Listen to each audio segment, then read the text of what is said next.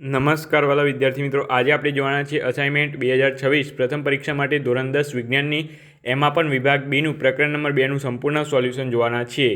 સૌપ્રથમ યુટ્યુબ પર આપણું આ સોલ્યુશન તમને મળી જશે. બરાબર, સૌથી પહેલાં આપણી ચેનલ પર તમને અસાઇનમેન્ટનું સોલ્યુશન જોવા મળી જશે કોઈ પણ વિષયનું. તો ખાસ કરીને વિડીયોને લાઇક શેર સબસ્ક્રાઈબ ન કરી હોય તો વિડીયોને લાઇક શેર સબસ્ક્રાઈબ કરી દેજો. તો ચાલો આપણે આનું સંપૂર્ણ સોલ્યુશન જોઈએ. એ પહેલાં વિડીયોને લાઇક શેર સબસ્ક્રાઈબ કરી લેજો અને વિડીયોને એન્ડ સુધી જોજો. બરાબર, તો ચાલો આનું આપણે સંપૂર્ણ સોલ્યુશન જોઈએ. હવે પ્રકરણ નંબર 2, એસિડ, બેઝ અને ક્ષાર. બરાબર, એસિડ, બેઝ અને ક્ષાર. પ્રશ્ન નંબર 1 છે, તટસ્થીકરણ પ્રક્રિયા કોને કહે છે? ઉદાહરણ આપી સમજાવો. તમારે એક પ્રક્રિયા 100% પૂછાઈ જશે પેપરમાં. ઓકે, તટસ્થીકરણ, સહયોગીકરણની પ્રક્રિયા, વિસ્થાપન પ્રક્રિયા. બરાબર, આ ગમે તે એક પ્રક્રિયા તમારી પૂછાઈ જશે.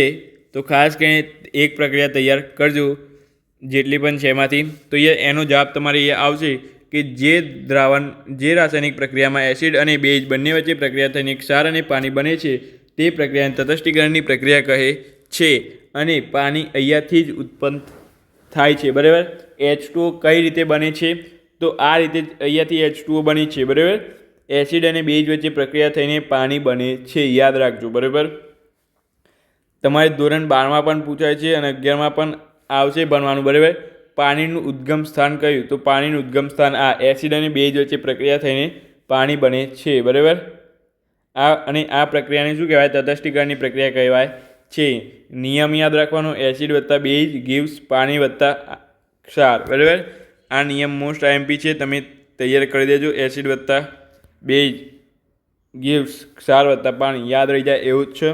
બરાબર, ઉદાહરણ તમારે એ આપેલ દેવાનું છે, HCl વત્તા NaOH. બરાબર, ગીવ્સ NaCl અને H2O. અને અહીંયાથી જ પાણીનો આ ઉદ્ગમ થાય છે, એટલે કે અહીંયાથી જ પાણી આ બને છે. બરાબર, ત્યાર પછી શા માટે એસિડનું જલીય દ્રાવણ વિદ્યુતનું વહન કરે છે? શા માટે એસિડનું જલીય દ્રાવણ એ વિદ્યુતનું વહન કરે છે? તો હંમેશા યાદ રાખવાનું, એસિડિક દ્રાવણ વિદ્યુતનું વહન કરે છે. બરાબર, તો અહીંયા શા માટે કરે છે એ પૂછ્યું છે, તો એ આપણે જોઈ લઈએ. હવે તો વિદ્યુતના વહન માટે મુક્ત આયનોની જરૂર છે. બરાબર, જ્યારે એસિડને પાણીમાં ઓગાળવામાં આવે છે ત્યારે તેનું આયનીકરણ થાય છે અને તે મુક્ત હાઇડ્રોજન આયનો તેમજ ઋણ આયન ઉત્પન્ન કરે છે. બરાબર, આ મુક્ત આયનો દ્રાવણમાં વિદ્યુતભારનું વહન કરે છે. તેથી એસિડની જલીય દ્રાવણ વિદ્યુતનું વહન કરે છે. અહીંયા તમારે આ પ્રક્રિયા લખી દેવાની મોસ્ટ એમપી. HCl વત્તા H2O ગીવ્સ H3O+ વત્તા Cl-. બરાબર, પ્રક્રિયા તમારે આ રીતે હાઇલાઇટ કરી દેવાની. પછી છેલ્લી આ રીતે જો ચોરસ બોક્સ બનાવી જ દેવાનું તમારે. ઓકે, ત્યાર પછી અહીંયા તમારે 3 નંબરનો પ્રશ્ન છે. તમારી પાસે 2 દ્રાવણો A અને B છે. તો દ્રાવણ Aની pH 6 છે અને દ્રાવણ Bની pH 8 છે. બરાબર, દ્રાવણ Aની pH કેટલી કીધી? 6 અને દ્રાવણ 8ની pH કેટલી કીધી? 8. તો કયા દ્રાવણમાં હાઇડ્રોજન આયનની સાંદ્રતા વધારે છે? આ પૈકી કયું દ્રાવણ એસિડિક કે કયું દ્રાવણ બેઝ છે? તો જેની સૌથી ઓછી pH, બરાબર, જેની સૌથી ઓછી pH એ એસિડિક અને સૌથી વધારે pH એ બેઝ. બરાબર, તો આ પૈકી કયું દ્રાવણ એસિડિક છે? તો આ દ્રાવણ એસિડિક હશે, દ્રાવણ એ એસિડિક હશે. જો દ્રાવણ એ એસિડિક છે અને દ્રાવણ બી pH જેની વધુ એટલે અહીં એ બેઝ દ્રાવણ છે. બરાબર, આટલું તો નક્કી થઈ ગયું. હવે આપણે શું કરવાનું છે કે કયા દ્રાવણમાં હાઇડ્રોજન આયનની સાંદ્રતા વધારે છે? તો અહીં હાઇડ્રોજન આયનની સાંદ્રતા શેમાં વધારે હશે? તો અહીં હાઇડ્રોજનની આયન પ્રક્રિયા સાંદ્રતા જે દ્રાવણની pH ઓછી તેમાં H+ આયનોની સંખ્યા વધારે, એટલે કે H+ આયનની સાંદ્રતા વધારે. આમ દ્રાવણ 1ની pH સૌથી ઓછી છે, આથી તેમાં હાઇડ્રોજનની આયનની સાંદ્રતા કેવી થશે? વધારે થશે, યાદ રાખજો. બરાબર, ત્યાર પછી અહીંયા 4 નંબરનો પ્રશ્ન છે. તાજા દૂધમાં બનાવેલ pHની મૂલ્ય 6 છે. જો તેનું દહીંમાં રૂપાંતર થાય છે તો તેની pHના ફેરફાર વિશે તમે શું વિચારશો? તમારા ઉત્તર સમજાવો. તો અહીંયા સિમ્પલી જવાબ તમારે આમાંથી લખવાનું છે. બરાબર, તાજા દૂધમાં રૂપાંતર થઈ pH ઘટે છે. બરાબર, અહીં તાજા દૂધનું દહીંમાં રૂપાંતર થાય ત્યારે પીએચ શું કરે છે? ઘટે છે. એટલે 6 કરતાં ઓછી થાય છે ટૂંકમાં, બરાબર. આમ સમજૂતી દૂધમાંથી દહીં બનાવવાની પ્રક્રિયા દરમિયાન લેક્ટિક, અહીંયા તમે યાદ રાખજો, બરાબર. શું છે આ? લેક્ટોબેસિલ બેક્ટેરિયા, બરાબર. લેક્ટોબેસિલ બેક્ટેરિયા દ્વારા લેક્ટિક એસિડ ઉત્પન્ન થાય છે. આ તમે લેક્ટોબેસિક બેક્ટેરિયા ન લખો તો ચાલશે, ડાયરેક્ટ આમ લખી દો કે દૂધમાંથી દહીં બનાવવાની પ્રક્રિયા દરમિયાન લેક્ટિક એસિડ ઉત્પન્ન થાય છે. એસિડ બનાવવાને લીધે H+ આયનની સાંદ્રતા વધે છે અને જેથી દ્રાવણ એ વધુ એસિડ બને છે.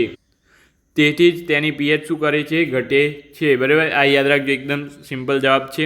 તમે ગાઈડમાં જોશો તો અહીંયા એમાં બહુ વધુ હશે. અહીંયા તમારે આ શબ્દ ન લખવો હોય તો ન લખી શકો, ચાલો, બરાબર. કે દૂધમાંથી દહીં બનાવવા દરમિયાન તે લેક્ટિક એસિડ ઉત્પન્ન થાય છે અને તે એસિડની આયન સાંદ્રતામાં વધારો કરે છે અને જેથી તે એસિડિક બને છે અને પીએચ ઘટી જાય છે, બરાબર. ત્યાર પછી 4 દ્રાવણો A, B, C, D સ્વાતંત્રિક સૂચન દ્વારા તપાસતા તે અનુક્રમે 4, 1, 11, 7 પીએચ દર્શાવે છે. તો તે કયું દ્રાવણ હશે? A. તટસ્થ, B. પ્રબળ બેઝિક હશે, C. પ્રબળ એસિડિક હશે, D. નિર્બળ એસિડિક હશે, બરાબર. તો અહીંયા તમારે અનુક્રમે A 4, B 1, C 11 અને D 7. તો તટસ્થ દ્રાવણ કયું છે? તો તટસ્થ દ્રાવણ જેની પીએચ 7 હોય ને, બરાબર, 7 તટસ્થ દ્રાવણ કહેવાય, યાદ રાખવાનું. 7 થી નીચે હોય ને, જેની પીએચ 7 થી નીચે, એને બેઝ દ્રાવણ કહેવાય. આ એસિડ દ્રાવણ કહેવાય. અને જેની પીએચ તમારે 7 થી વધારે હોય ને, એને બેઝ દ્રાવણ કહેવાય, બરાબર. તો પ્રબળ બેઝ કયો છે? તો 11 નંબરનું 14 સુધી હોય, બરાબર. તમારે આ લાઈન 14 સુધી હોય, બરાબર. એમાં અહીંયા આ એસિડિક કહેવાય, આ બેઝ કહેવાય, આ તટસ્થ કહેવાય, બરાબર. અહીંયા જેની 14ની નજીક હોય ને એ પ્રબળ બેઝ કહેવાય. તો 14ની નજીક કયું છે? તો 11. તો 11 એ પ્રબળ બેઝ હશે, જુઓ છે. ત્યાર પછી પ્રબળ એસિડ એ 1ની નજીક હોય ને, 1ની નજીક, એને પ્રબળ બેઝ કહેવાય. તો અહીંયા જો 1 જ છે એટલે 1 આવી જાય. નિર્બળ એસિડ એટલે કોને કહેવાય? નિર્બળ એસિડ એટલે જે 7ની નજીક હોય ને એને નિર્બળ એસિડ કહેવાય અને 7ની નજીક હોય ને બેઝ, એને પણ નિર્બળ બેઝ કહેવાય, બરાબર. ખબર ના પડી હશે, તમને ફરીથી સમજાવી દઉં. આ રીતે એક લાઈન છે, બરાબર. આ રીતે એક તમારે ગ્રાફ ચોપડીમાં આપેલો છે. અહીંયા 7 છે, કેટલા? 7. અહીંયા કેટલા છે? 0, 1 રાખીએ, ચલો 1. અને અહીંયા કેટલા છે? 14, બરાબર. પ્રબળ બેઝ કોને કહેવાય? તો જેની નજીક 1 હોય, બરાબર. નજીકમાં 1 હોય એને પ્રબળ બેઝ કહેવાય. નજીકમાં 14 હોય એને નિર્બળ બેઝ કહેવાય. તથા 7 હોય તો 7ની શું કહેવાય? તટસ્થ કહેવાય. કારણ કે આના વત્તા 7, આ વચ્ચે 7નું હશે અને આ પણ 7ની ગેપ હશે, બરાબર. એટલે આને તટસ્થ કહેવાય. ઓકે, યાદ રાખજો. ત્યાર પછી અહીં આની નજીક હોય ને, આની નજીક, 7ની નજીક, આ બાજુ હોય 7ની નજીક, 7થી નેચર હોય અને નજીક હોય તો એને નિર્બળ એસિડ કહેવાય. અને આ બાજુ હોય અને બેઝ હોય તો એને નિર્બળ બેઝ કહેવાય, બરાબર. યાદ રહી જશે હવે. ઓકે, ત્યાર પછી આગળ આપણે જઈએ તો એ લાસ્ટ ક્વેશ્ચન છે, પ્રકરણ નંબર 3 આપણે બીજા વિડીયોમાં જોઈ લઈશું. વિડીયોને લાઇક, શેર, સબસ્ક્રાઈબ કરી લેજો.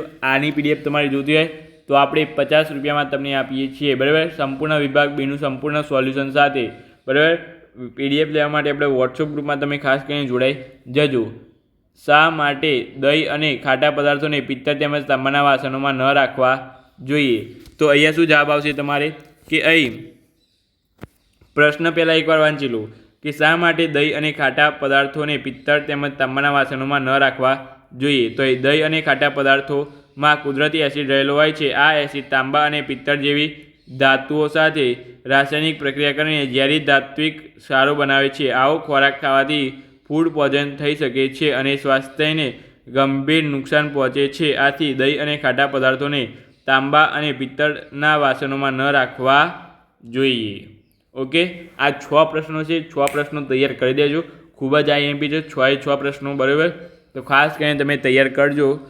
ઓકે, તો આજનો વિડીયો સારો લાગ્યો હોય તો લાઇક શેર સબસ્ક્રાઈબ કરવાનું ભૂલતા નહીં. અવશ્યપણે લાઇક શેર સબસ્ક્રાઈબ કરી દેજો. ઓકે મારા વાલા વિદ્યાર્થી મિત્રો, તો બસ વિડીયોને અહીંયા સુધી રાખીએ છીએ. વિડીયો ગમ્યો હોય તો લાઇક શેર સબસ્ક્રાઈબ ગમ્યો હોય કે ન ગમે કરી દેજો. તો ચાલો મળીને આ વિડીયો સાથે. Thank you.